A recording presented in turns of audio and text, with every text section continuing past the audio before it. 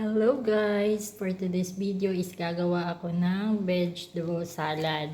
Ito, may bangdones, tapos sibuyas, pipino or chiars arabic, tas lemon, kamatis, tsaka atsal na may kulay, tsaka lettuce. Ayan, gagawa tayo so hinugasan ko na pala to, tapos hinugasan ko na, pinatulo. So, ang gagawin ko is, hihiwain ko na para gagawa tayo ng salad. So, every tanghalian, hindi talaga nawawala ito. Gagawa talaga ako ng salad, kasabay ng kanin. So, let's start.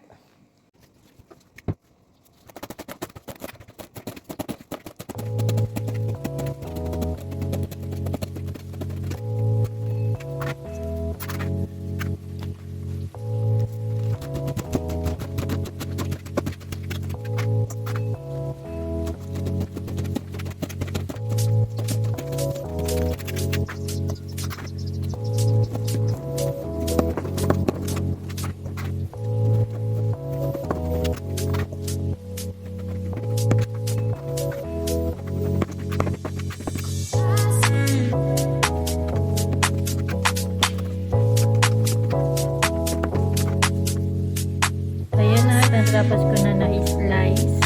Ayan na siya lahat. And then, ang gagawin natin dito is lalagyan natin of course ng sauce. Ayan siya. Ang ganda niya tingnan kasi yung pagka-slice niya, bali equal yung pagka-slice. So, ang una natin is maglalagay tayo ng konting olive oil. Wala itong measurement kasi nga tansya-tansya lang. Tansyahin mo lang din natin. Tansya yan sa akin. Hindi masyadong marami kasi parang malanta yung gulay. So, kalahati lang pala na lemon nilagay ko. Ayan. Tapos nilang maigi hanggang sa wala na ubos na yung batas. Ayan. Kaya nagsuot nga ako ng guantes kasi gusto ko mahalo siya at halong-halo talaga siya. Kaya nag-guantes. Hindi na ako gumagamit ng kutsara o and then maglalagay tayo ng tansyahin nyo, tansyahin nyo din asin yung palasa. Yung damihan bago nagkasakit sa bato yung nyo. And then of course haluin natin halo talaga para yung nilagay natin na lemon, yung olive oil at yung asin is mahalong-halo talaga siya, halo-halo. So, anong purpose kasi bago maglagay ako ng guantes is ganyan yung ginagawa ko para kasing mahalo siya na mahalo. Tsaka yung mga granules niya kasi talagang matunaw na tunaw.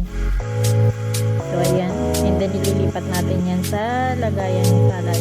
So, ayan. Ililipat na natin dito sa lagayan ng salad. So, ready na yan na ilagay natin doon sa sala.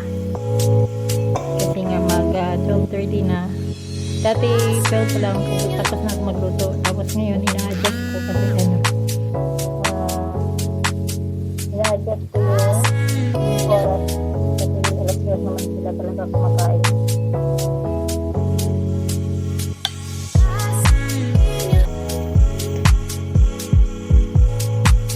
Ayan, tapos na tayo guys.